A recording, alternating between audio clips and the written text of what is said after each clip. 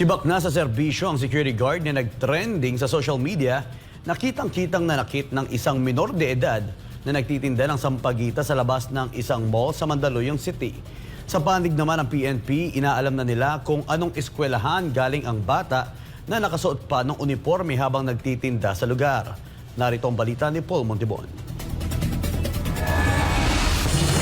Sa viral video na ito, makikitang pinapaalis ng gwardya ang batang nakauniforme na nakaupo sa hagdan habang bitbit nito ang sampagita na kanyang paninda. Pero makikita ang paghablot ng gwardya sa paninda at sinira ito na makikitang sumabog pa sa sahig ang mga bulaklak at maya-maya pa'y sinipa rin ng gwardya ang bata. Nangyari ito gabi ng January 15, 2025 habang naglalako ng sampagita ang batang babae na nakasuot pa ng kanilang school uniform. Matapos ang insidente, agad na nagpalabas ng pahayag ang SM Mega Mall kung saan agad na sinibak sa serbisyo ang gwardya. Bukod rito, hindi na rin pahihintulutan na makapagtrabaho sa alinmang SM Group of Companies ang nasabing gwardya. Umani naman ito ng iba't ibang reaksyon ang naturang video dahil na rin sa kawalan-an nila ng konsiderasyon ng gwardya sa bata at maaari naman daw paalisin ang bata sa maayos na paraan. Samantala, mayroon ding isinasagawang investigasyon ang pamunuan ng Supervisory Office for Security and Investigation Agencies o SOSYA sa insidente kaugnay sa iba pang paglabag ng gwardya sa tinura nito sa bata.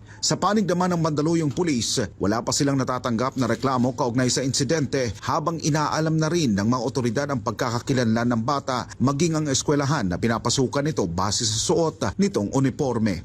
Para sa Diyos at sa Pilipinas kung mahal, nag-uulat Paul Montibon, SMNI News.